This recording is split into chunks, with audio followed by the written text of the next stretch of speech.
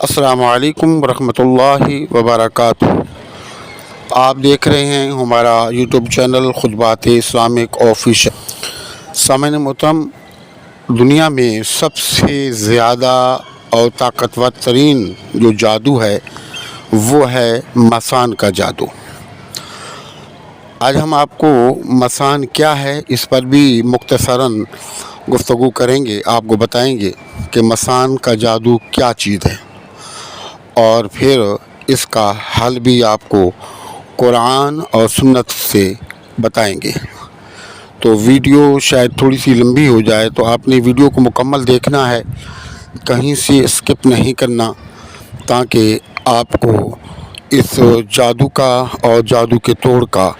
پتہ چل جائے اور آپ اس سے بھرپور فائدہ اٹھا سکیں۔ سامعین محترم، مسان کیا ہے؟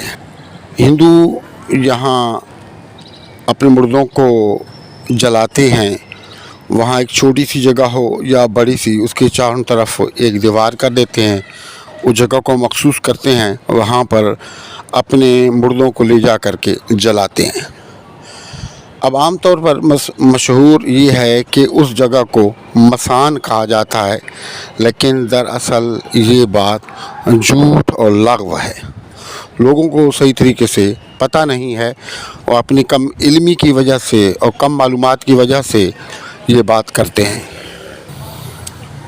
مسان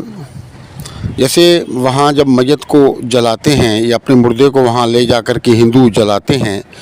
جلانے کے بعد ان کے جو پنڈت ہیں انتہائی تجربہ کار ہوتے ہیں،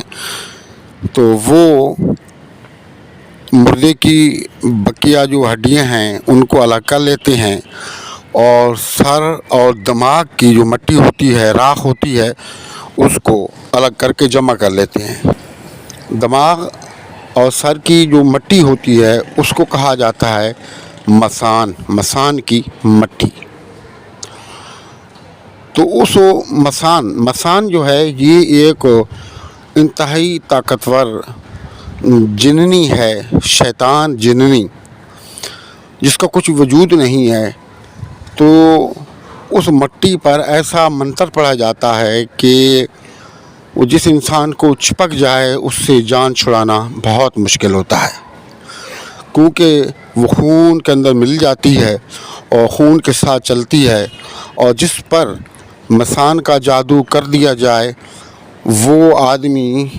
بالکل سوکھ کر لکڑی نما ہو جاتا ہے، کیونکہ وہ جنی جو ہے اس آدمی کا مسلسل خون چوستی ہے۔ جب اس کے جسم سے خون چوس لیتی ہے تو اس کا جسم بالکل سوکھ جاتا ہے، اور ایسے آدمی کو طرح طرح کی چیزیں نظر آتی ہیں۔ وہ کہتا ہے کہ دیکھو سامنے کالی کالی چیزیں مجھے نظر آ رہی ہیں، یہ فلاں چیزیں مجھے نظر آ رہی ہیں۔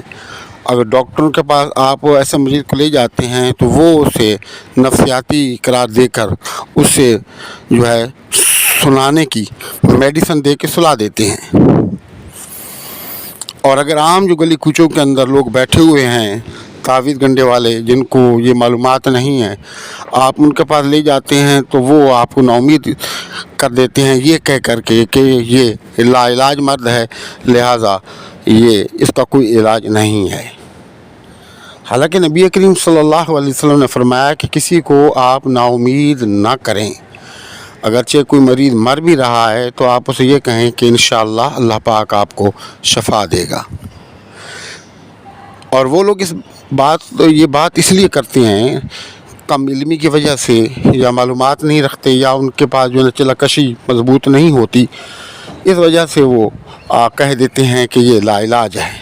لیکن یہ لا علاج نہیں ہے۔ ہر مرض کا علاج قرآن اور سنت میں موجود ہے۔ کوئی ایسا مرض نہیں ہے جس کا علاج قرآن اور سنت سے نہ ہو۔ تو آج ہم آپ کو ایسا وظیفہ بتائیں گے کہ جس کو کرنے سے انشاءاللہ تعالی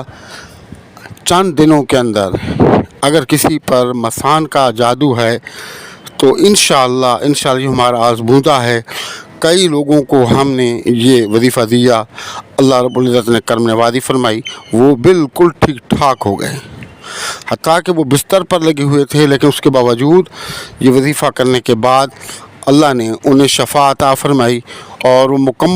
مکمل طور پر تندرست و توانا ہو گئے۔ دیکھیں، جب آپ کوئی چیز، ڈاکٹروں کا کہنا یہ ہوتا ہے کہ اگر آپ پانی زیادہ سے زیادہ پئیں، کیوں کہ یہ خون آپ کا پتلا کرتا ہے۔ اس طرح یہ جنات ہوتے ہیں یا مسحان کا جو جادو ہوتا ہے، یہ آپ کا خون، یہ جنی پیتی ہے تو آپ کا خون گاڑھا ہو جاتا ہے۔ جب قرآن پڑھ کر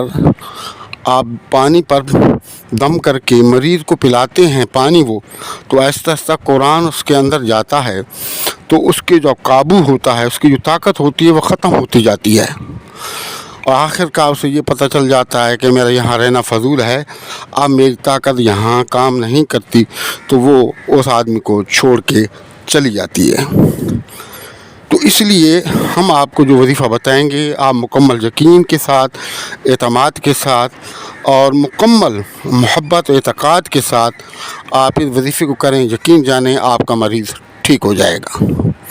تو مکمل ویڈیو کو آپ دیکھیے گا، کہیں سے آپ نے اسکپ نہیں کرنا۔ الذي نزل الفرقان على عبده ليكون للعالمين نذيرا۔ سامعین محترم، جیسا کہ میں نے آپ کو پہلے ساری تفصیل مسان کے جو جادو ہے اس کی میں نے بتائی، اب آپ نے ویڈیو کو غور سے سننا ہے، خدا را کہیں سے آپ نے اسکپ نہیں کرنا، اور اس وظیفے کا جو طریقہ ہے وہ آپ کو سمجھنا ہے۔ یہ صرف 11 دن کا وظیفہ ہے۔ آپ نے کرنا یہ ہے کہ بہتر تو یہ ہے کہ جو مریض ہے وہ خود ہی یہ کرے، اگر مریض یہ نہیں کر سکتا تو آپ خود مریض کے پاس بیٹھیں اور بیٹھ کر یہ وظیفہ کریں۔ اول اور آخر 11 مرتبہ، یعنی کہ آپ نے وضو کرنا ہے، مصلی آپ نے ڈال دینا ہے، وہاں بیٹھ جائیں، اول اور آخر 11 مرتبہ درود شریف، درمیان میں 3 مرتبہ سورۃ الفاتحہ، سورۃ آیت الکرسی اور 4 رکوع پڑھ کے اپنے ہاتھ پر پھونک مارنی ہے، اور اپنے بچوں کا، اپنے گھر والوں کا احسار کر دینا ہے۔ اس کے بعد اول اور آخر 11 مرتبہ آپ نے درود پاک پڑھنا ہے، اور درمیان میں یہ آیت مبارکہ جو آپ کو سکرین پر بھی نظر آ رہی ہے 71 مرتبہ آپ نے پڑھنی ہے۔